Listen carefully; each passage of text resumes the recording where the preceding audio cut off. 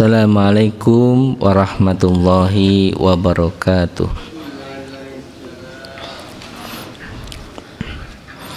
Alhamdulillah nahmaduhu wa nasta'inuhu wa nastaghfiruh wa na'udzu bihi min syururi anfusina wa min sayyiati a'malina may yahdihillahu fala mudhillalah wa may yudlil fala hadiyalah.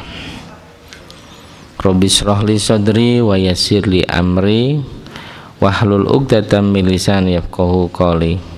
Subhanaka la ilma lana illa ma 'allamtana innaka antal alimul hakim. Amma ba'd.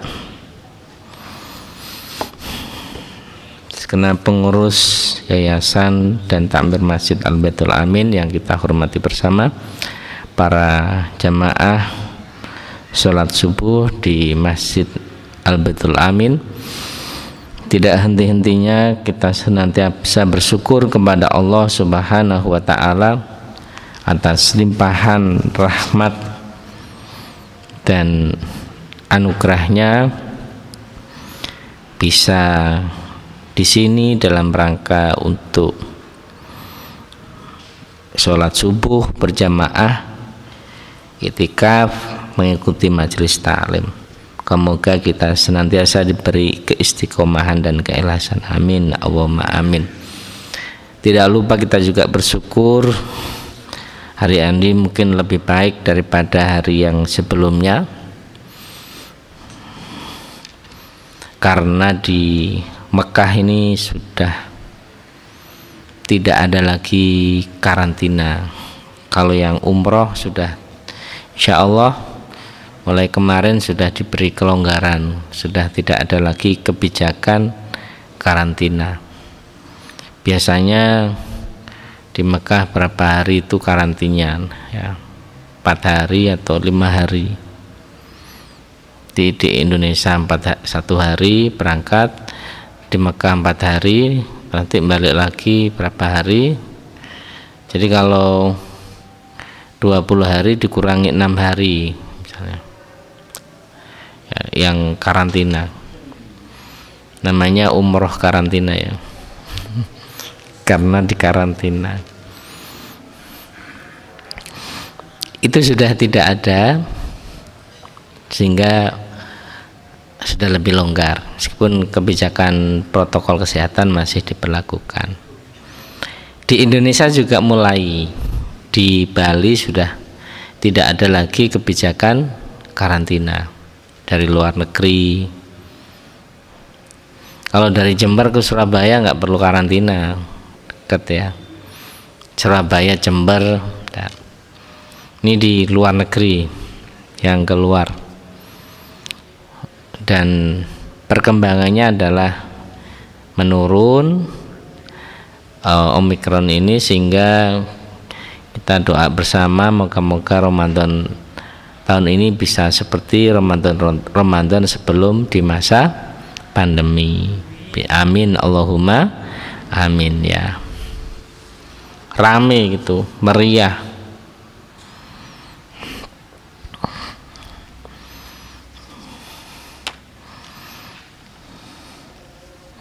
Moga-moga Omikron tahu waktunya Ramadan jangan dekat-dekat, menjauh.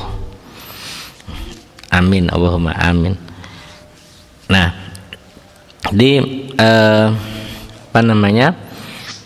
itu kita perlu syukuri bersama, meskipun aturan yang lain masih ada ya. Ini yang kemarin dari Satgas Covid sudah mulai tidak ada kebijakan karantina, pelan-pelan.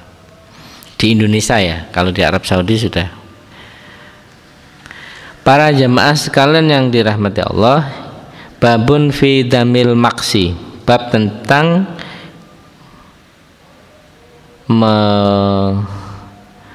menganggap jelek maksi, pemungutan pajak cukai. Nah, ini harus dipahami. Ini jarang sekali dikupas oleh mubalik, oleh khotib.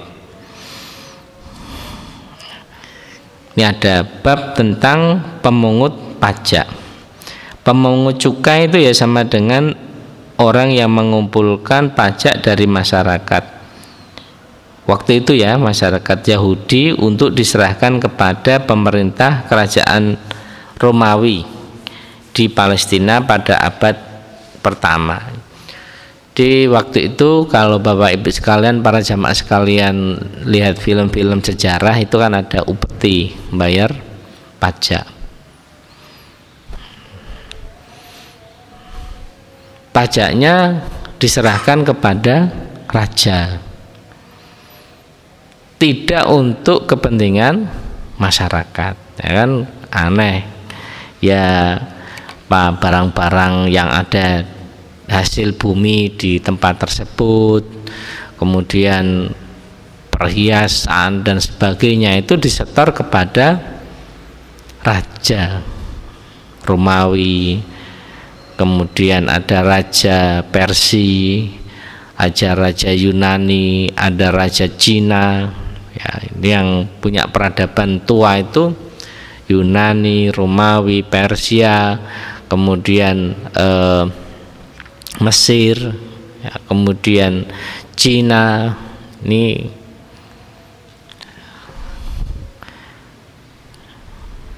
pada waktu itu ya. Karena itu melihat hadis ini harus melihat keadaan pada saat itu, bukan melihat pemungutan pajak pada saat sekarang. Nah, itu ya. Kenapa sekarang? Sekarang ini pajak dipungut untuk kepentingan masyarakat, rakyat. Beda. Ya. Dipungut untuk kepentingan rakyat. Bill. Kalau di negara-negara yang di Australia misalnya lebih canggih lagi, kita bisa tahu bayar pajaknya berapa per tahun dan dialokasikan untuk apa. Misalnya 1 tahun kita bayar pajaknya 500.000, 100.000 itu untuk bangun sekolahan, 50.000 untuk bangun jembatan, 100.000 untuk bangun masjid misalnya. Itu ada tulisannya. Jadi yang bayar pajak itu tahu kalau uang ini betul-betul digunakan untuk kepentingan masyarakat. Bandingkan dengan Indonesia. Nah, Indonesia di pajak ini nang di gak jelas. Ya, mestinya kalau mau meniru Australia tadi kan bagus. Kita bayar pajak itu kan tahu. Ya, apakah itu pajak bumi dan bangunan atau pajak apa gitu, pajak penghasilan atau apa, itu kan tahu kemana uang kita yang berikan ini. Itu lebih bagus ya. Orang tahu. Nanti kalau ada return, jadi kadang-kala disuruh bayar pajak 1 juta. Nah, jadi bayarnya itu mobilnya, beli mobil di sana misalnya beli sedan itu murah 20 juta beli mobil, tapi bayar pajaknya per tahun 3 juta. Jadi lebih baik mobilnya ditinggal di Australia daripada dibawa ke Indonesia. Biaya pajaknya itu loh, berapa kalinya itu sudah beli mobil, 5 kalinya sudah beli mobil, 5-6 kalinya kan 18 juta itu sudah pakai beli mobil. Nah, uang 3 juta itu kadangkala kembali ke pemiliknya, suruh bayar pajak dulu, nanti kembali apa 3 juta apa kembali 2 juta, dikembalikan lagi. Tahu, oh enak ya gini. Jadi mereka tahu kemana uang akan diberi, akan dialokasikan untuk pajak tadi itu dibawa kemana aja, itu mereka tahu. Dan mereka akan diberikan kembalian pajak tadi jika waktunya ya, uang tadi dikembalikan lagi kepada pemiliknya. Australia tapi ya, bukan Jember ini. Nah itu sudah canggih gitu, udah lebih canggih, tahu kan. Kita perlu belajar ke yang sudah hebat-hebat. Para jamaah sekalian yang dirahmati, jadi itu bedanya pajak dulu dengan pajak sekarang. Nah, hadis ini kita coba lihat. Ahroja Ahmadu wa Abu Dawud wal Hakimu an Uqbata ibni Amirin qala sami'tu Rasulullah sallallahu alaihi wasallam yaqulu la yadkhulu al jannata sahibu maksin. Dari riwayat Imam Ahmad, Abu Dawud, Hakim, ini perawi hadis, dari Uqbah bin Amir berkata, saya mendengar Rasulullah bersabda, tidak akan masuk surga orang yang memungut pajak. Nah ini kan kok gak masuk surga ini, berarti orang yang kerjanya di kantor perpajakan tidak mungkin masuk surga kalau menurut hadis ini tadi. Makanya tadi saya jelaskan ini harus dilihat pada saat itu. Pada saat itu bagaimana? Ditariknya pajak itu dibenci oleh rakyat sebab memberatkan mereka.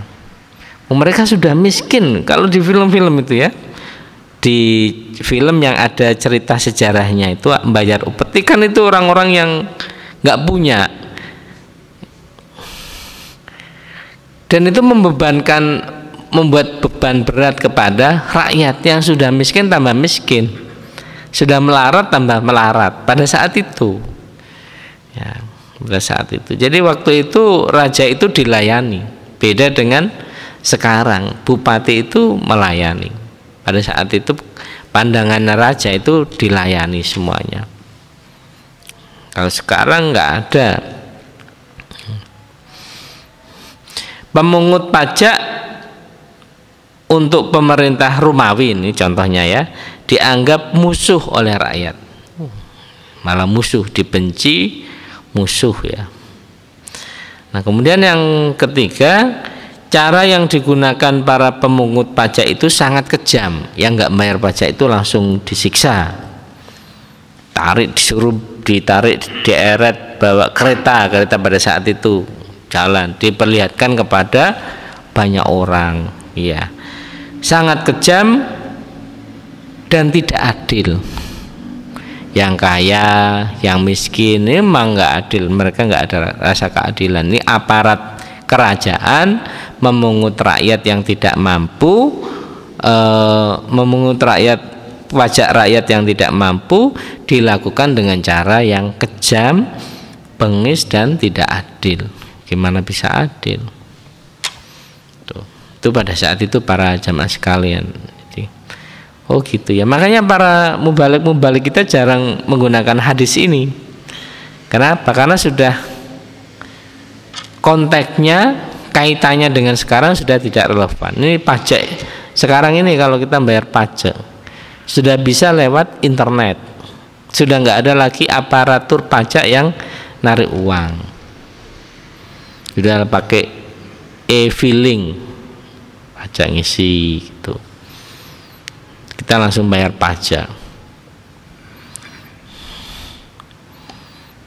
ya. Meskipun masih terus beberapa kali ada kasus tentang uang dari pajak ya, kalau ngumpul banyak ini, namanya uang ngumpul banyak ini. Hati-hati, katanya ahli sosiologi, di mata uang semuanya sama. Wah, nggak lihat siapa dia. Kalau sudah sampai guyonannya sampai malaikat pun juga sama, sampai malaikat. Ini sama, jadi hati-hati. Ya saya ya, ya jenengan ya, semuanya sama. Kalau sudah dihadapkan pada itu menurut ilmu sosiologi ini ya. Ini bersih gini, ya nggak lihat. Tapi coba di depan, wah ada uang, itu membuat orang bisa dibisiki setan untuk melakukan penyimpangan itu sangat mudah. Kemarin apa itu yang rame-rame itu soal bisnis money, gimana ya Pak itu ya, yang anaknya itu masih muda yang punya itu, kumpulkan uang begitu banyak, dia sampai ngomong sampai saya 7 turunan tidak akan mungkin miskin.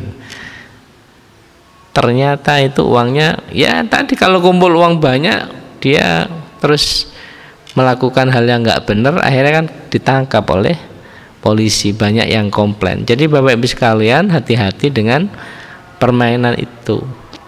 Ngomong, kalau ada orang yang ngomong kalau dapat bisnis 1 bulan jenengan uangnya 1 juta, nanti dapat per bulannya 300.000, itu pasti bohong. Ya kan? Bohong. Kenapa? 30%. Gak mungkin lah orang ngasih 30%. Paling itu bulan pertama, nanti bulan kedua, ketiga sudah habis.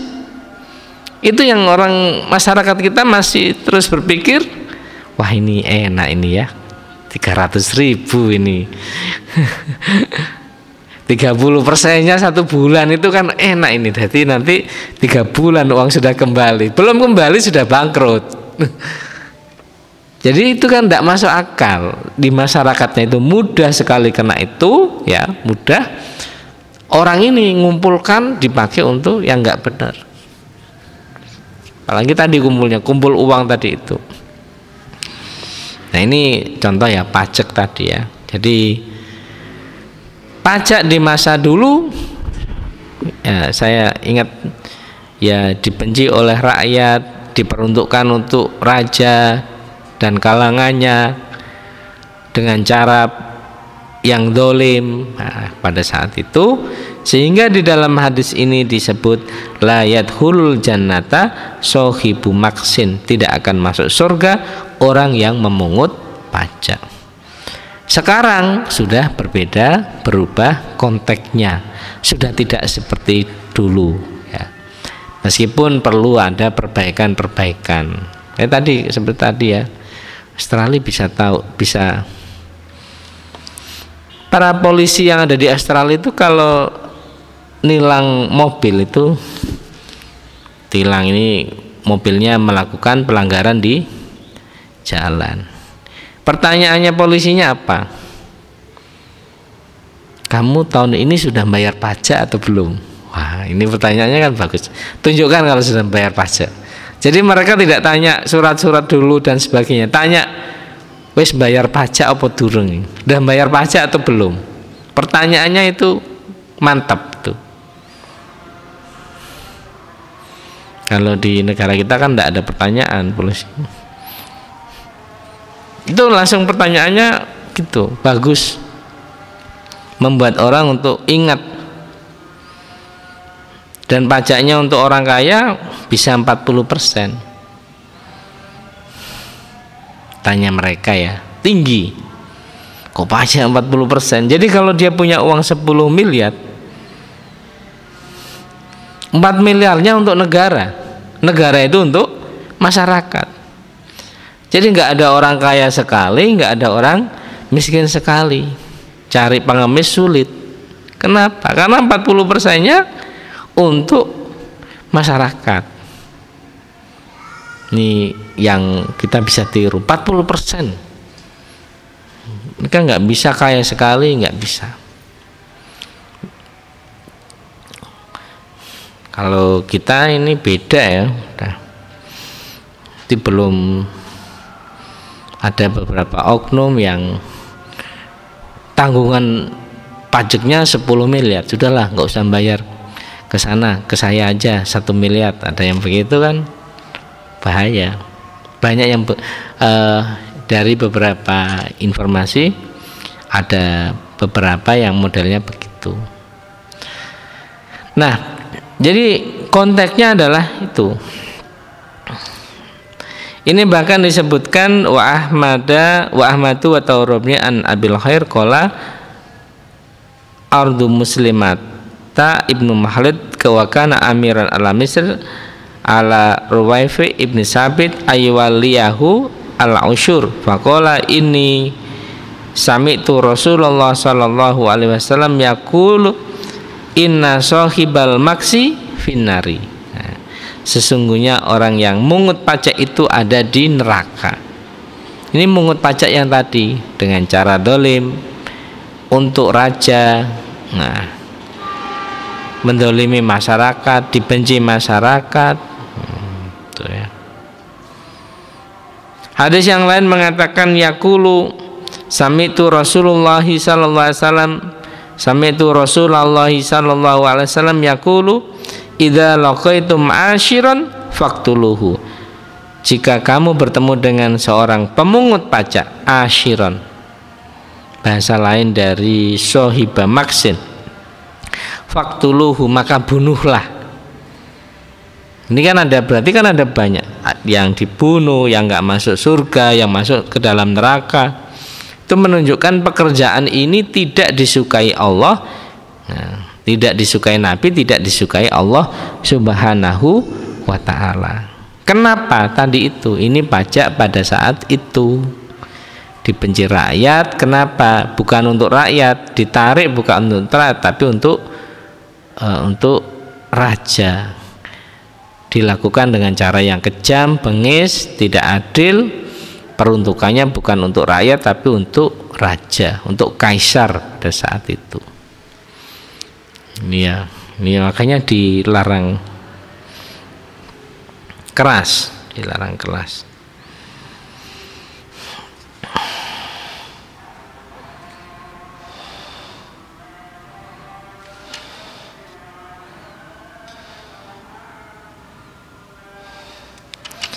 Innal maksa haramun tambihun ijma'an, sesungguhnya memungut pajak konteks zaman dulu itu haram secara ijma' ulama. Wa yukfaru man istahallahu, dan dianggap kafir orang yang menghalalkannya. Wa qala innahu haqqus sultani mu'taqidan annahu haqqun. Wa qala sultanul auliya'i Izzuddin ibnu Abdussalam bi annahu yahrumu ala man ya'rifu al-kitabata wal hisabi kitabata hisabil maksi in qasada i'anatad dhulumatil ladina la'anahumullahu wa rasuluhu. Imam Izzuddin ibnu Abdussalam mengatakan, bagi orang yang tahu tulis menulis haram membantu orang yang mungut pajak. Yang mungut pajak itu, ini ada yang mungut pajak, yang nulis itu juga haram hukumnya. Kenapa? Karena itu namanya ingqasada i'anatad dzulmati alladzina la'anhumullahu wa rasuluh.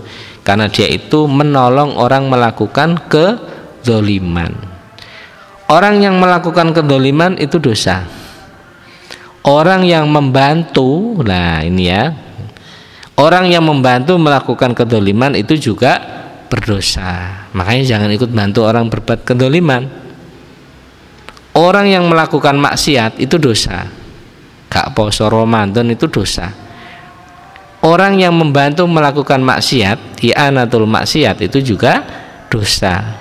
Buka warung supaya orang di waktu Ramadan gak puasa Ramadan, itu juga berdosa. Ini namanya i'anatul maksiat. Kalau ini namanya i'anatul dzulumah, menolong orang melakukan kedzaliman. Itu para jamaah sekalian yang dirahmati Allah, semoga kita semua dijauhkan dari apa-apa yang dilarang oleh Allah Subhanahu wa ta'ala. Sebaliknya, apa-apa yang diperintahkan oleh Allah Subhanahu wa ta'ala, semoga kita segera cepat melaksanakannya. Kalau sudah melaksanakannya, semoga kita terus senantiasa istiqomah menjalaninya dalam kehidupan sehari-hari kita. Demikian, moga-moga bermanfaat. Kita tutup dengan bacaan suratul Asri. Bismillahirrahmanirrahim. Wal asri innal insana lafi. Kurang lebihnya mohon maaf. Wallahul muwaffiq ila aqwamit thoriq. Wassalamualaikum warahmatullahi wabarakatuh.